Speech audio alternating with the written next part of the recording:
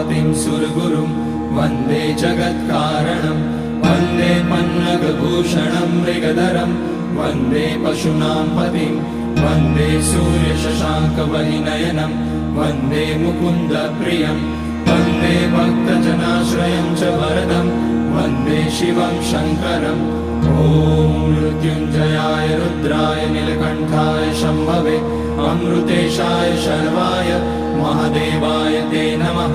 नमस्तेस्तु भगवन् विश्वेश्वराय महादेवाय त्र्यम्बकाय त्रिपुरान्तकाय त्रिकाग्निकालाय कालाग्निरुद्राय नीलकण्ठाय मृत्युञ्जयाय सर्वेश्वराय सदाशिवाय श्रीमान् महादेवाय नमः।